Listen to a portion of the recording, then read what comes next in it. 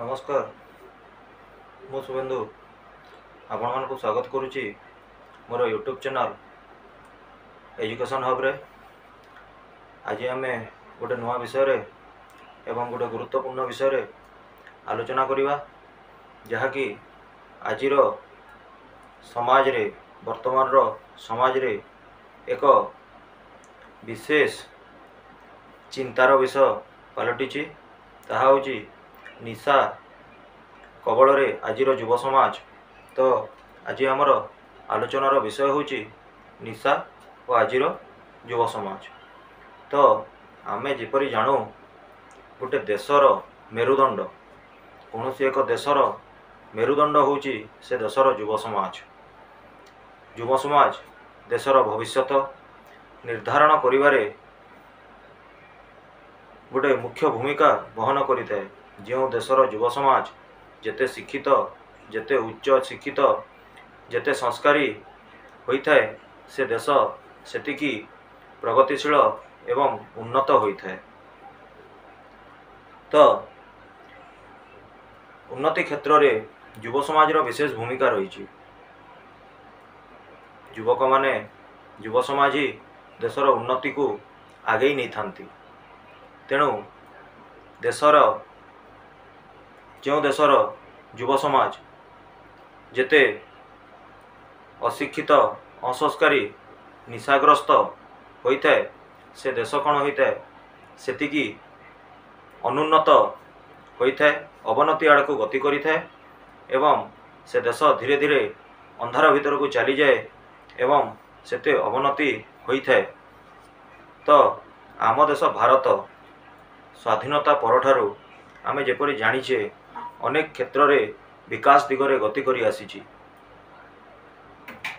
देशर अनेक क्षेत्र रे निजर पाद आमे आगे चलीचु।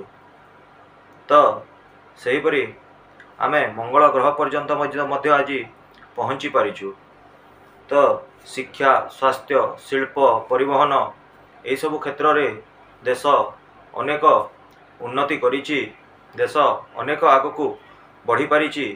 आउ यही सब क्षेत्र रे आम देश भारत जो उन्नति करिची शिक्षा, स्वास्थ्य, परिवहन, स्वास्थ्य एवं शिक्षा क्षेत्र रे, सेथिरे युव समाज रो एक विशेष अवदान रही, विशेष भूमिका रही। हेले देखा मिलूची जे विगत किछि वर्ष होची देशर युव समाज निशा और अपराध आड़ को गति करिवारे लागिछि।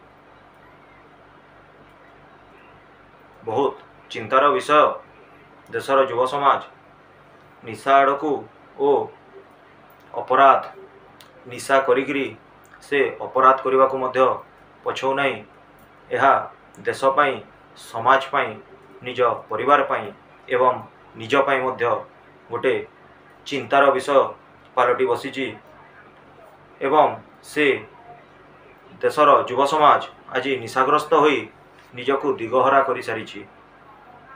जो युव समाज निशारू निवृत्त रहिबा कथा, से युव समाज आज निशा जाल रे छंदी होई दिन को दिन दुर्बल हेबारे लागिछि। निजर क्षति करिवा सह परिवार रो ओ देशर मध्य क्षति करि चलिछि। पारिवारिक कलह, देशर अवनति, निजर क्षति, यही सबू निशा द्वारा होता है। निशा अनेक प्रकार होता है।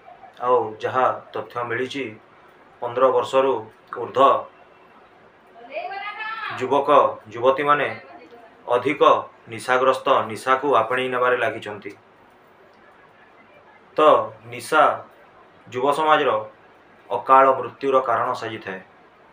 निशा सेवन, अत्यधिक मात्राधिक निशा सेवन द्वारा युव समाज आज छोट छोट छात्र छात्री माने, कोमलमती छात्र छात्री, कोमलमती बालक बालिका माने, छोट छोट छुआ माने आज अकाल मृत्युग्रस्त होउचंती एवं विभिन्न पारिवारिक समस्या, सामाजिक विशृंखला सृष्टि हेबारे लागिछि।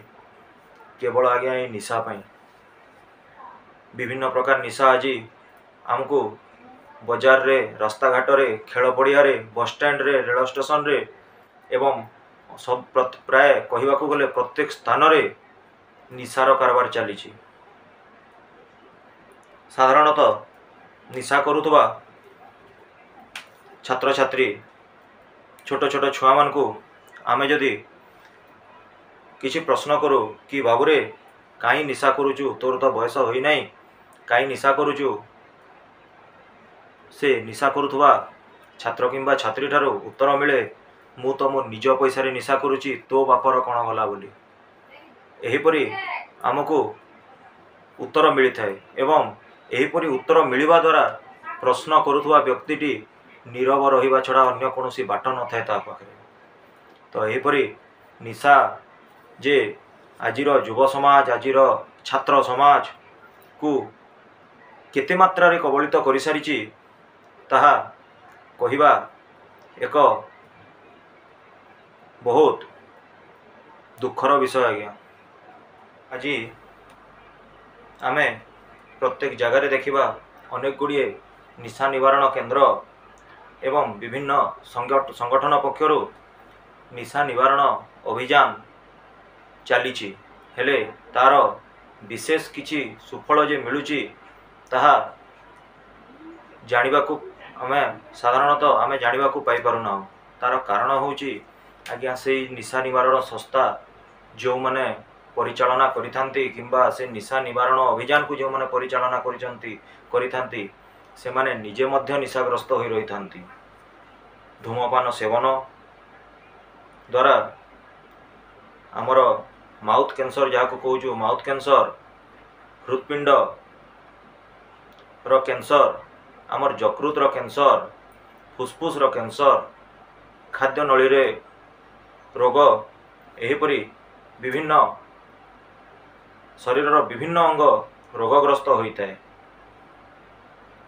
आमर मद्यपान सेवन द्वारा आमर लिभर, आमर पाकस्थली यही सब जिनस, आमर किडनी, ये सबू आमर शरीर जो विभिन्न मुख्य अंग गुड़िक अच्छी से गुड़िक आमर रोगग्रस्त होता है। एवं निशा करुवा व्यक्तिटी, निशा करुवा छात्रटी, निशा करुवा कोमलमती छोट छुआटी अकाल मृत्युर कोल को चली जाए। तेणु समय थाउ थाउ आजिर युवपीढ़ी को बुझीवा दरकार जे एहीपरि एही विपरीत परिस्थिति किपरि आमे बाहरी जिबा एवं प्रत्येक निशा ठारू निजको दूरेई रखिबा ओ आमे अन्य को मध्य निशा ठारू दूर हेबा पई आमे ताकू बुझेइबा। आ एई सब जिनस आमे करिबा द्वारा यह आम निज पई, परिवार पई और देश पई एक उन्नत भविष्यत आमे जे गठन करि परिबा एथिरे कोनोसी संदेह रहिबो नाही। तेणु आजिर युवपीढ़ी को मोर निवेदन जे निशा ठारू दूरे रहंतु। हाँ आज्ञा निशा करंतु, किंतु क्यों निशा करंतु? देश प्रेमर निशा करंतु, शिक्षार निशा करंतु, उन्नतिर निशा करंतु एवं सेवार निशा करंतु। भगवान को प्रार्थना, भगवान को भक्ति यही निशा करंतु। यही निशा करिले जे आजिर युवपीढ़ी अनेक उन्नति दिग को गति करिवो, अनेक आगकू जीव। आ युवपीढ़ी आगकू गले देश निश्चय अनेक आगकू जीव, एथिरे कोनोसी संदेह नाही। एवं निशा ठारू दूरे रहिले आमे निजर तथा परिवार एवं देशर मध्य उन्नति करि परिबा, एथिरे मध्य कोनोसी संदेह रहिबो नाही। तो आजिर उपस्थापना केमती लागिला निश्चय आपण माने कमेंट करी जणाइबे। एवं आसंतु आजिठू गोटे समस्ते मिसी गोटे प्रतिज्ञा करिबा जे निशा ठारू दूरेई रहिबा एवं युव समाज को, आमर समाज को आमे निशा ठारू दूरेई रखिबा पई समस्ते चेष्टारत रहिबा। तो आजिर उपस्थापना आपण मानकू केमती लागिला निश्चय कमेंट माध्यम रे जणाइबे। भिडियोटी भल लागिथिले लाइक करिवे, शेयर करिवे एवं चैनल एजुकेशन हब सब्सक्राइब करेंगे। यहीपरि आज्ञा आहरी अनेक किछि गुरुत्वपूर्ण विषय नहीं मु आपणक पाखरे मोर उपस्थापना मोर मंतव्य मोर जहाँ भावना अच्छी मु आपणक पाखरे उपस्थापना करने को चेष्टा करी। तो आज एतिकी विदाय दिंतु। जय जगन्नाथ, शुभरात्रि, जय माँ समलेश्वरी।